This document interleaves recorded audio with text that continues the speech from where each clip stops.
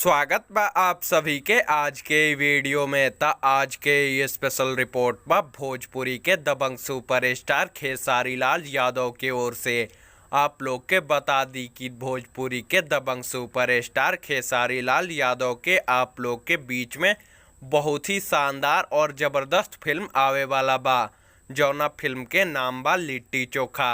ये फिल्म के first look poster social media के माध्यम से रिलीज कर देहल गईल बा, जौना के आप लोग स्क्रीन पर देख सकतनी।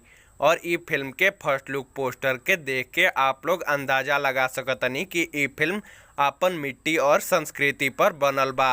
ई फिल्म के लीड रोल में आप सभी के भोजपुरी के दबंग सुपरस्टार खेसारी लाल यादव, मनोज टाइगर, पदम सिंह, प्रगति भट्ट, प्रीति सिंह, श्रुति राव, अक्षत उत्कर्ष, देव सिंह, करण पांडे नजर आई हैं। आप लोग के बता दी कि ये फिल्म काफी शानदार और जबरदस्त होखे वाला बा।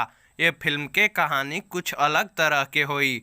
ई फिल्म के बाबा मोशन पिक्चर के बैनर तले बनावल गईल बा। ई फिल्म के प्रोड्यूस कैले बाड़े प्रदीप के शर्मा जी और ई फिल्म के डायरेक्ट कैले बाड़े पराग पाटिल जी, जे कि ऐसे पहले दबंग सुपरस्टार खेसारी लाल यादव के ब्लॉकबस्टर फिल्म संघर्ष के भी डायरेक्ट कैले रहे, जौना के भोजपुरिया दर्शक लोग खूब पसंद कैलक और उ फिल्म के अब तक 75 मिलियन से ज़्यादा बार देखल जा चुकल बा।